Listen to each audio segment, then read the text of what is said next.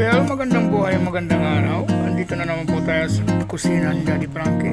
Siyempre, magluluto tayo ngayon ng for lunch natin. Ginisang sayote with sardinas. Ayan. Siyempre, gulay muna tayo kasi palagi na lang tayo puro karne. So, sobrang init ng panahon ngayon. So, kailangan natin mag-adjust.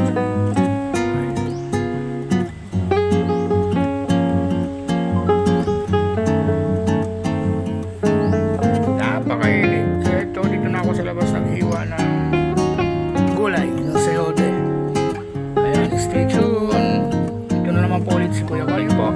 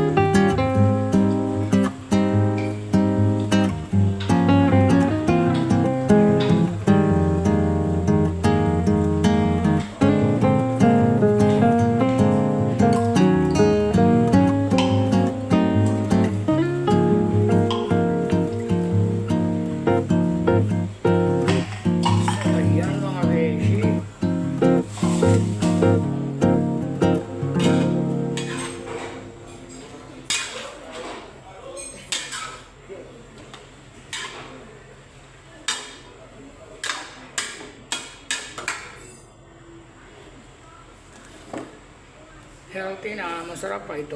Ayan.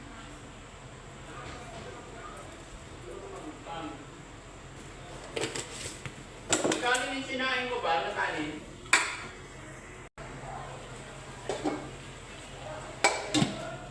May na? So, ayan.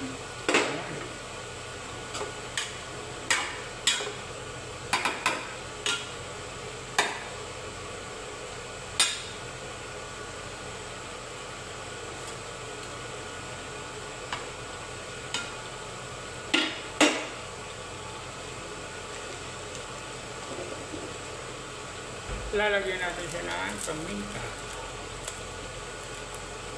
So,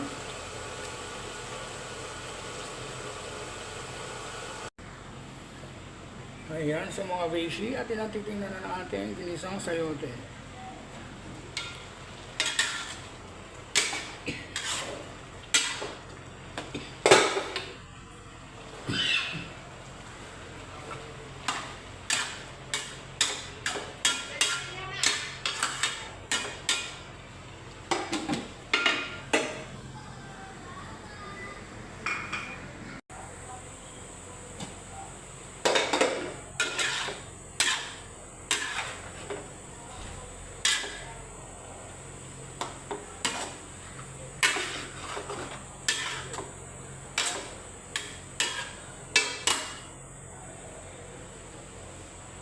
Yan, luto na. Luto na ang ating sayote. Thank you so much for watching.